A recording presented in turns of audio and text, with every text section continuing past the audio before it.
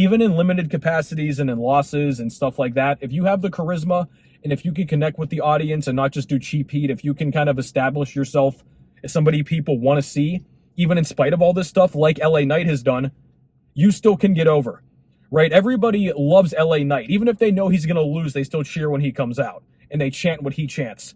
When Karrion Kross comes out, people are just looking at their phones. Nobody cares.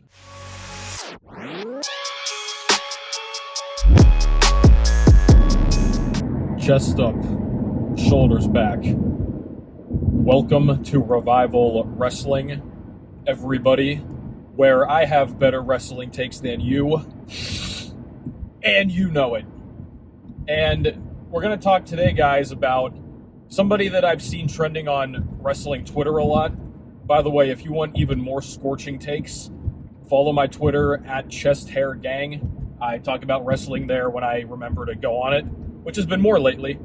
But we're going to talk about Karrion Kross today. And he's been pretty divisive lately because one camp, which unsurprisingly are the NXT fanboys and the general indie crowd, there's a very big overlap between those two. They say that Karrion Kross is over, which the stuff they say on Twitter is truly unbelievable. Guys, I saw people today tweeting that Karrion got this huge reaction in the recent SmackDown show in Puerto Rico, which that crowd was extremely rowdy, to their credit. It was a remarkable crowd. It was so good. But even then, some guy replied to me on Twitter and posted a clip of Karrion's entrance, and they were like, you can hear the crowd chanting his theme song when it says fall and pray. But that's in his theme song. If you go on YouTube right now and search up Karrion Kross's theme song, you're going to hear at the end it goes fall and pray, and then he hits his chest to the drum or whatever. And these guys are trying to gaslight people into believing that the crowd was chanting that. The way some of these internet wrestling nerds lie to themselves to refuse to admit that they're wrong is incredible. It's mind-blowing. But that, and then they'll also say, too, they're like, well, he's been getting good reactions on SmackDown, and he's had decent matches, XYZ. Guys, I don't dislike him as a technical wrestler. I think he's a little bit slow, but that plays into his gimmick, if nothing else, right? Because he's a bigger dude. So that makes sense. But in terms of charisma, and this is going to go into the second camp, is what I'm in, he's not cutting it. All right? This guy is not over. He is not connecting with the crowd at all. He comes out, he's got that crazy, elaborate entrance. This is why I say lipstick on a pig. And it's not just him. There's plenty of people that come from NXT or the indies in general that are like this, but he's a good example because his entrance is Undertaker-level production. I mean, they have that huge board and the bird flies and Scarlett's, gyrating and dancing, and there's that cryptic song, and they have the big red light come up and he stands in the ring, right? I mean, visually speaking, he is treated as a guy who is like main event caliber. Now, what the Karrion defenders are going to say is, oh, well, he's been booked badly. You're not wrong, but nobody is booked well in modern wrestling. Very few people are booked well at all. All right, so you can't use that as an excuse. And I always use LA Knight as the litmus test here. Because they'll say, oh, well, he would get over if he was just booked well. He would get over if X, Y, or Z would happen. Guys, LA Knight has lost 90% of his recent matches on TV. He's still over. You know why? He has charisma. His character is sort of undefined, but still, he's over because he's got so much innate charisma. He can talk, he can draw attention, he can come up with catchphrases, all this stuff. Compare that to a guy like, we've ran through the list on this channel, Johnny Gargano, Tommaso Ciampa. I don't pay attention to NXT that much, and that's another thing too. The NXT fanboys are so entitled. They believe that these wrestlers are entitled to cheers from the main roster crowd just because they're on the main roster now. This is what they always say about Johnny Gargano when I go with Johnny Gargano. Oh, but you haven't seen him in NXT. Clearly you haven't seen him in NXT.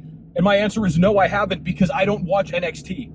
The vast majority of wrestling fans do not watch NXT. NXT is irrelevant. It's basically like if you had a call-up from like the minor leagues to a pro baseball team, and he's sitting on the bench after he's just struck out after attempt after attempt after attempt. He's like, well, you know what? Whenever I was in the minor leagues, though, I was cranking home runs. It's like, okay, and the booking itself cannot be used as the excuse. What he's doing now is not working objectively. He's not over. He's not getting reactions.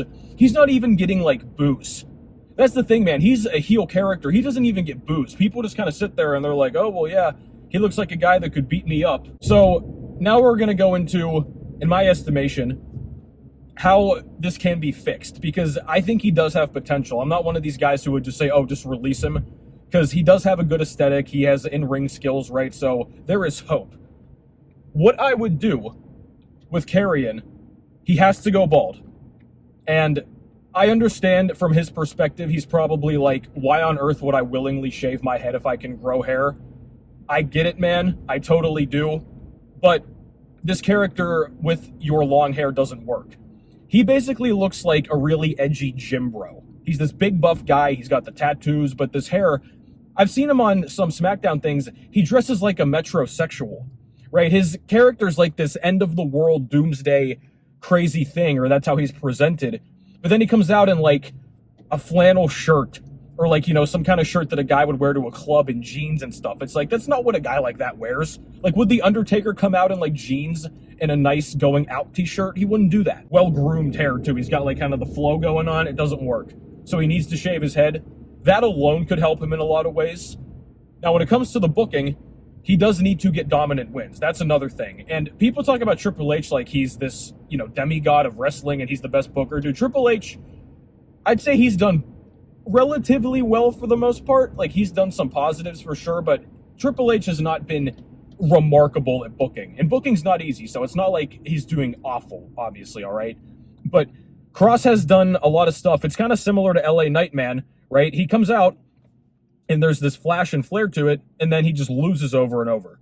So if you can shave his head, get him some dominant wins, and I'm talking dominant as in like squash matches, not just against local talent, get him like some, you know, mid or lower card guys on the roster, have him just beat the ever-loving crap out of them. That would make him valid pretty quickly. Honestly, a guy with his look and physique, he probably doesn't even need to talk. You know what I mean? He could just come out and beat the crap out of people, and maybe I don't know if Scarlett talks. I've never heard her talk. I'm sure she's decent at it, right? She can talk for him and just do really cryptic stuff. I remember whenever he first came back after Triple H re-signed him, you remember he was with Roman. He came out and like did the TikTok thing and put down the hourglass with Roman Reigns. Like, that's the level they gave him when he came back, and then it's just been a downward spiral since that point. So I do think there is a sliver of hope for his character. I'm not optimistic necessarily, but I do think there's stuff to work with there, because he has a lot of the intangibles. Even if he's not connecting with the crowd, a guy like that doesn't need to connect with the crowd via words and promos. He does it through dominance. And he's been missing that. And that's what I'm questioning now, because assume they do all this stuff, like they shave his head and they give him some dominant wins and everything. Is he going to get over then? Because that's what you have to do. That's how you make a full judgment call on this guy. You need to fix his aesthetic and how he's presented in the booking. Then we're going to know if he's going to actually get over or not. I don't dislike the guy, right? This is the thing with these freaking fanboys, dude. If you critique anybody, the AEW fanboys are really bad with this, but the WWE fanboys are as well. If you critique anything, it's just, oh, are you blindly hating? You have an agenda. He has an agenda against Karrion Kross. It's like, no, dude. It's called having functioning eyes and a brain. The current iteration of this guy on the main roster is not working, and I think he's got decent potential, so, you know, get the stuff in order, man. It's going to be on him, right? Because, you know, he's got a lot of TV time. You can't say he hasn't got chances to shine. Even in limited capacities and in losses and stuff like that, if you have the charisma and if you can connect with the audience and not just do cheap heat, if you can kind of establish yourself as somebody people want to see, even in spite of all this stuff like LA Knight has done, you still can get over, right? Everybody loves LA Knight. Even if they know he's going to lose, they still cheer when he comes out and they chant what he chants. When Karrion Kross comes out, people are just looking at their phones. Nobody cares. So I'm interested to see how this ends up panning out with him, but he might just be another example of lipstick on a pig. They give him the crazy entrance. He's got all the tattoos. He's got Scarlett, the song, all this stuff. But nothing really happens. And then we'll see what happens with his future endeavor, right? Because Triple H and HBK, they can never admit that some of these guys just don't have it like that. So, we'll see.